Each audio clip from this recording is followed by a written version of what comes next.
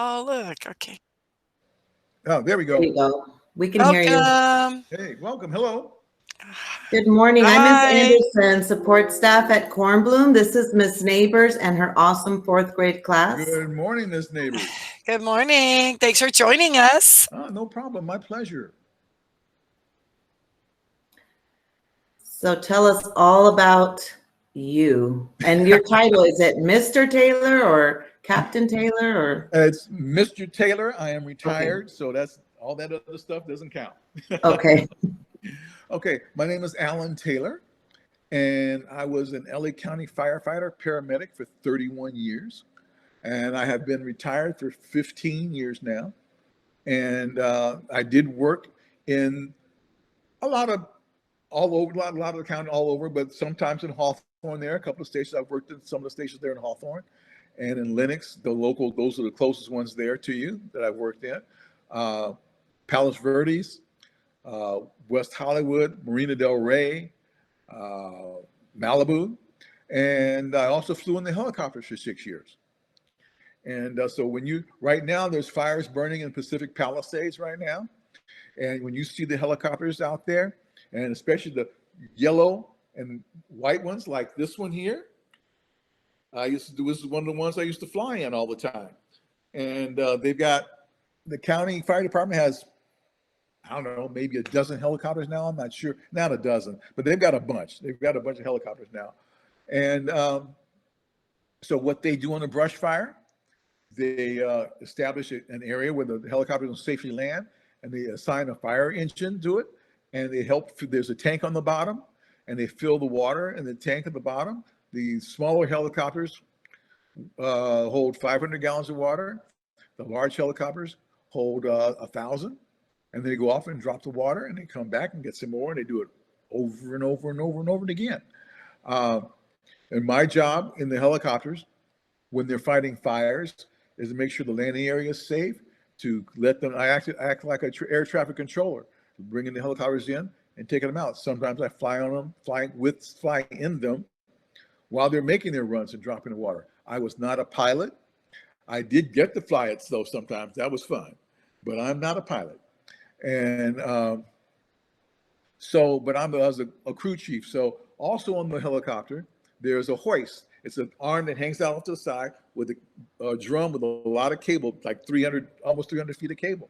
And so sometimes people get in predicaments where you have to lower somebody down off this cable into a canyon or on the side of a hill or something like that. Lower a paramedic down to take care of the people. We take the stretcher down. They come back up with the person in the stretcher back in the helicopter. I did that too. And depending on the day, sometimes at the top, sometimes I was at the bottom. It's always better to be at the top than at the bottom. But so we did that. We would fly out on a lot of different types of runs. We're just basically kind of like a fire engine in the air. There's been days that I was be at the beach and then in the snow in the same day, going to the mountains to the ocean in the same day. But also most of the time I spent working in the fire station. I was a paramedic. I was telling the other class earlier that in my time as a paramedic, I've delivered 8 babies, one in the backseat of a car and one on the bathroom floor. The rest were in beds in the houses, which was a good place. Wish they could have made it to the hospital, but they didn't. And everybody turned out okay. I've been on numerous, as a paramedic, you take care of first aid, people having heart attacks, seizures, traffic accidents, gunshots, all kinds of things. It's very interesting. It's sometimes very unfortunate. Firefighting is an interesting occupation. We love what we do, but our job that we love comes at the expense of somebody else's unfortunate happenings. And it's kind of a perverse or kind of a strange deal, but we're like, oh yeah, this is fun. And like, Yeah, your house is burning, but we're having a good time, and we're enjoying doing this. But I'm sorry your house is on fire. So it's kind of a strange deal, and but that's what we do. We love doing what we do. It's fun. It's exciting. It's different, and I think that's the main thing. We work 10 days a month. It's 24 hours. Starts at 8 o'clock in the morning, goes to 8 the next morning, and then the next shift comes on. But we only work 10 days, which is why I got on the fire department in the first place. I didn't want to have to go to work every day. And a friend of mine works for the fire department. He was telling me about his job. I go, you only have to go to work 10 days a month? And he goes, yeah. So. He said, tell me about them, how much you got paid. I said, but you only have to go to work 10 days? And he goes, yeah. And I went, I got this. And that was like my last year in college. And so I decided I wasn't going to be a teacher like I had planned to. I decided to go in the fire department, which I think was, for me, much better decision. And right, I will stop right quick. Any questions so far? I see a hand I raised. have one. You have two questions. Go ahead. Have you ever got burnt with any of the fires? Have I ever gotten burned? Yes, I actually have.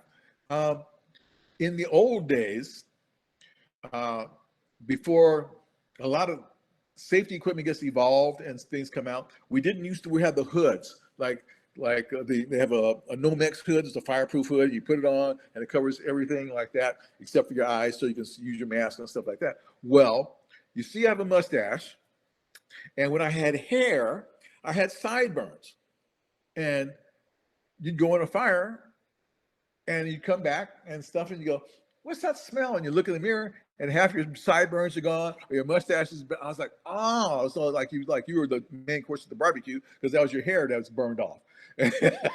And also, back in those days, before we got the hoods, is that you knew you were in a fire too long. It was time to go when your ears started to burn. That was a signal that, okay, it's too hot.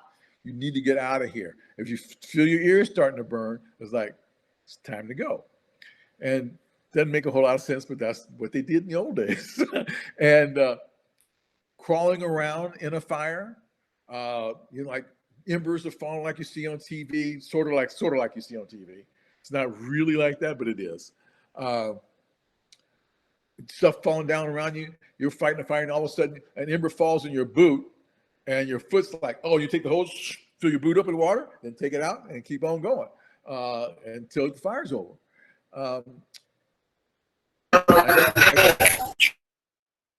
ahead.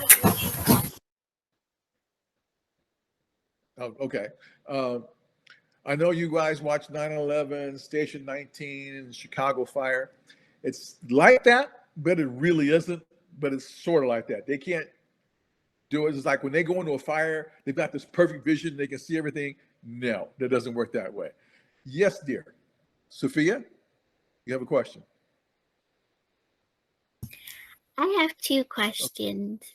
Was it Okay. scary delivering a baby? And the second one was it fun being in a helicopter?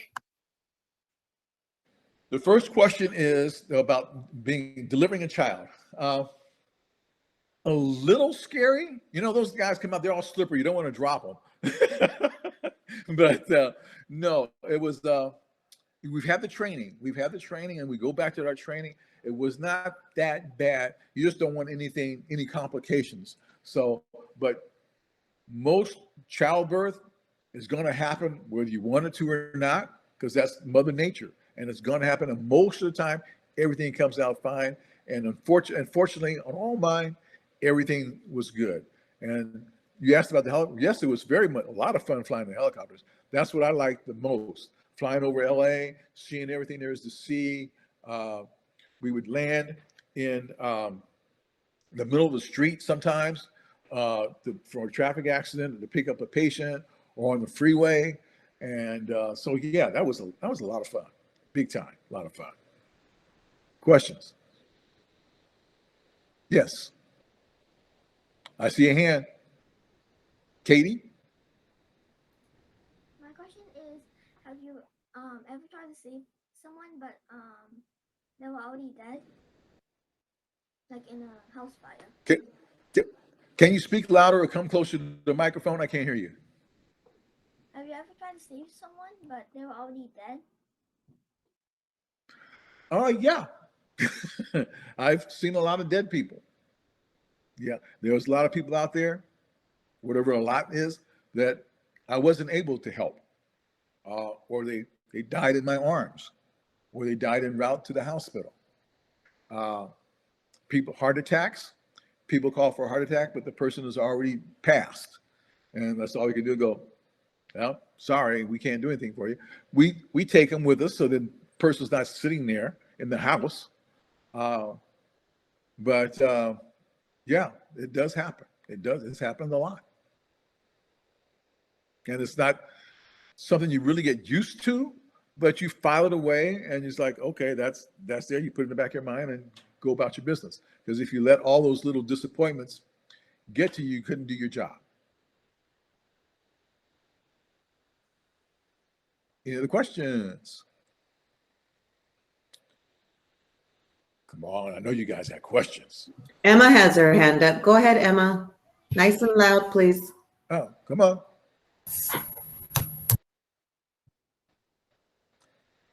Emma? Is it hard to become a firefighter? It can be. What you have to do, you have to take a written exam. And then after the written exam, you have to take a physical agility exam. So you have to show how strong you are and all this. And then you have an oral interview. And after the interview, you get placed on a list according to your score from all of that. We have a lot, since you are a young lady, we have a lot of women on the fire department, which is great. We have them in all ranks, from firefighter to battalion chief. And they do the same job that the men do. So some of them do it better than the men do. And I was really glad when women came on the fire department, because sometimes there's just too much testosterone in the fire station. And we needed having a woman there help chill some of that out. But yes, so being a female, it's a great job for a woman on the fire department as it is for a man. And everybody gets treated the same. And, we make the same money. And it's very, very equal in this job. Anybody else? Yes, ma'am. I have a question. Do you have to exercise? Do you have to what? Do you have to exercise? Do you have to exercise? Of course. Is that what that was your question? You have to exercise? Yes. One of the main parts Every day. about We have being all the fire stations have exercise equipment in them, so we stay in shape. You have a designated hour or so to work out. There's some guys that work out all day long between runs and whatever you have to do. The fire department also has some of the best cooks in the world, because I know you've probably been to the market and seen a fire engine at the market. Well, every day you've got to go shop because you're at the station. a lot for of the 24 hours. time. Yeah, you're at the station for 24 hours. And so everybody cooks. If somebody's a really bad cook, they probably don't ask him to cook too often. But everybody rotates cooking. So if you didn't know how to cook, you learn. And if you do, I mean, we have some of the best cooks in the world working in the fire station. They have like gourmet cook-offs. They say, oh, I could do that better than you. And so the next time I'm going to cook this, and I'm going to beat you at cooking it. So it's fun. We go shopping every day. Next. Yes. Is it hard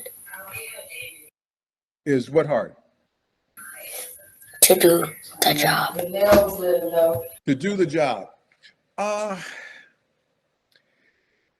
Sometimes it's physically hard doing some of the stuff we have to do. There's, like I said, say for a brush fire, for instance, other than me being in a helicopter, there's a lot of guys on the ground walking up and down those hills, carrying hose, doing all that stuff. Yeah, that's hard work. When you're in a building fire, when you're in a high-rise building, we do not take the elevator just in case the elevators malfunction. And when sometimes they'll malfunction, they'll want to open on the floor where the fire is. We have keys, we can control the elevator. We may take the elevator to 2 floors below the fire and then get out there and walk up. But sometimes you're walking up from the bottom and it may be 10 stories carrying all that junk on your back, all that stuff. So yeah, it can be physically hard too, in addition to be mentally exhausting. Firefighters have a high rate of heart attacks, heart disease, because of the stress that we put on ourselves. Think about it. We're totally asleep. The bell goes off, and within a minute or two, we've jumped up, we put on our clothes, we're jumping on the fire engine, and sliding down the pole. Some of the stations have poles, most don't anymore, but some of them do, and hop on the fire engine and go take them. So you go from 0 to 100 miles an hour in your mind, in your body, within a couple of minutes, and you've got to be fully functioning. And so it puts a strain on us, especially as we get older. So a lot of the old guys tend to go to slow stations. We can transfer around. We can move around the different stations in the county and stuff. You have to bid it, and it goes by seniority. But it's like, okay, I want to work at that station, so I'll put a bid in for that station. Maybe sometime in a year or 6 months or whatever, I might end up working at that station. And with the county fire department, once you're in a spot, you don't ever have to leave. If you don't ever want to bid out, you don't have to. That's yours forever. Or you can, I have a friend, they called him Year and a Day Matthews. His last name was Matthews. You have to stay a place a year. He would transfer almost every year. He would go different. He'd come back to the same station 2 or 3 times, but he'd go to another station, come back, go to another station, go out, just to work in different areas. But working overtime, we worked all over the county. So we weren't available to go overtime. We worked anywhere you wanted. I have a question. Yes. So regarding the fire engine, I've always wondered this. So the fire engine has the driver in the front. Then there's always somebody in the back that's steering. What are they steering? Okay. Now, there's the fire engine and the fire truck. Okay. The truck is the one with the big long ladder. And that's the guy in the back steering. He's called the tiller man, because it's called a tiller, because what he's doing, there's wheels below him, and he's directing the wheels to help make the turns around the corners, because it's so long, it wouldn't make it otherwise. Okay, so generally you have 4 or 5 men or women on the fire engine. You've got the guy driving in the front, on the driver in the driving, you've got the captain on the other seat. You have at least 2 firefighters facing backwards, or in the cab facing the other way or whatever, and then you have the guy in the back. Sometimes they may have 5 guys in the cab, but generally 4 or 5 people on per fire engine. So in Hawthorne, when you dial 911 and you just say, somebody fell down and broke their leg or something like that, you're going to get your closest engine, your closest paramedic squad, and an ambulance. The county fire department doesn't transport the patients. The private ambulance companies do. Okay, so, but you get a whole lot of people there for a broken leg, because you don't really know exactly what you're going to get when you're there. So somebody gets this, oh, this broken leg, cancel everybody, we'll handle it, blah, blah, blah. So a lot of times what happens, you'll be driving down the street, you'll see the fire truck, engine come down the street, red light, siren, then all of a sudden they'll turn the lights off and stop right next to you, or stop. That's because he got canceled. They said, oh, we didn't need you. So they just turn the lights off and become a regular car after that, a regular truck. And then they go on back to whatever they were doing in the first place. So that happens. So it's like, why they're making all this noise and all of a sudden they stop? That's because they got canceled. Anything else? I wanted to say, maybe like 4 or 5 years ago, I had 2, one friend lived like 5 minutes away, and then my other friend, best friends, we all lived in an apartment, and there was a fire station down the street, so we would go there like every other day. And I remember they let us ride, like they would drive around the block in the fire truck, and they would let us ride in the, like where the ladder is, like we'd hang on to the ladder riding around. They let you hang on the outside of the truck and hang on, ride around on the fire engine? Yeah. Oh, okay. I'm not going to comment on that one. They were going pretty slow though. But I would assume so, but still like, I can see them if you were inside the cab, but hanging onto the ladders, that's okay. And I'll tell you a funny story though. One time, when I was working, my daughter, who my wife and my daughter was visiting me at the fire station, and we had a little. So they came on the run with us, in the rig. It's like rode on the fire engine with us on the run. So we did, and took them back, and so that was cool for them. So and they got to blow the siren, blow the horn. Here, I said, here, push that button. So boom, boom. Okay, go ahead. That was fine. My daughter loved it. Anything else? Well, I like you did answer the question when there seems to be an emergency somewhere, why there are so many vehicles. Yes. And like you said, you didn't know the situation, so you want to be prepared. You never know what you're going to get. Yeah. But it's not always just the paramedic, like you said. That's not just always a Band-Aid run. Yeah. Right. You never know. You never know. And when you get a call for a fire, you're going to get the closest it depends on what the matrix is. They may have changed, but you get the closest 4 fire engines, the closest paramedic squad, and the closest ladder truck or big truck. So you'll get a whole bunch of people till the first units get there and go, okay, this is food on the stove. Somebody burning a pot, all the smoke. Somebody called in, oh, there's smoke. It turned out to be food on the stove. No big deal. Everybody gets canceled. Nothing happening. Or you might have a bedroom involved in the fire or something like that. So, but they send bunches of people because you never know what you're going to get. That goes, and I've heard a term like 2-alarm or 3-alarm fire. Yeah. Your initial response, which would be a 1-alarm fire, is that, like I said, the 4 or 5 engines, a truck, a paramedic squad. Now, when you get there and it's bigger than these guys can handle, you call for a 2nd alarm, and you get the next group of guys, or a 3rd alarm, or like a brush fire. If you have a brush fire, it goes beyond. It's beyond crazy. You're getting mutual aid. You're getting help from other fire departments and all this stuff, depending on how big the fire is. So you just get a whole bunch of people. But normally, most fires are usually handled by the fire station, the closest couple of fire stations, and because most fires are generally house fires or car fire, things like that. And we do mostly medical stuff. The fire department probably does 75 or 80% of their runs are probably medical in nature, whether they be traffic accidents, people falling down, heart attacks, people getting shot, but something in the medical frame as opposed to the actual firefighting realm.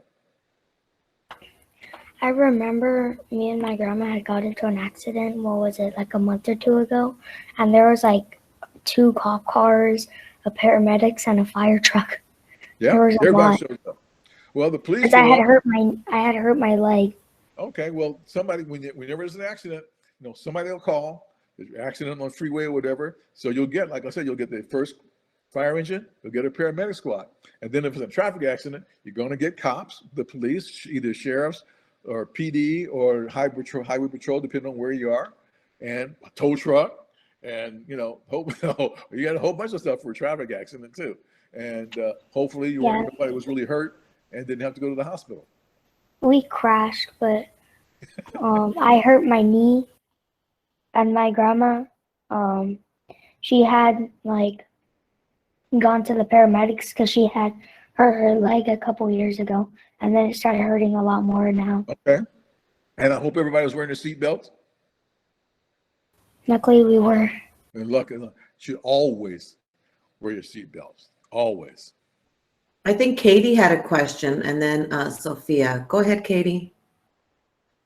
My question is, have you ever had to break down a door? I couldn't hear what you said. Have you ever had to break down a door? Oh, yeah. Sure. A few. There's a friend of mine, one of the guys who work, we called him Bubba because that was his nickname.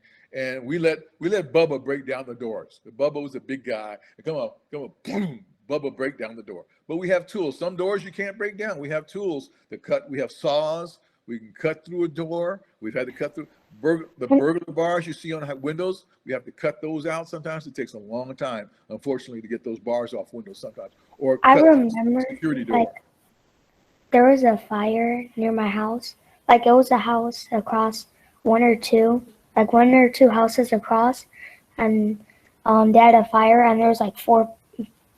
There's like a bunch of just like cops, paramedics, and fire trucks, and I remembered they had to break one of the windows to get in, and then they had to slash the door down. Yeah, you got, first of all, one of the things they do, they go, why are they going up on the roof? They climb up on the roof. They had to go on the roof to break the window down. Yeah, well, they go up on the roof to cut a hole in the roof to let the heat out, let the heat and the smoke out. They call it ventilating. They vent the roof. So if you don't do that, all that heat and smoke gets trapped inside the house. If you open up the roof, all that goes out, and it makes it easier for the guys to get in. Next question. Have you ever, I want to say false alarms, but have people like called and like lied just to get you to come out? Like a prank call. A fake call, I guess. People have called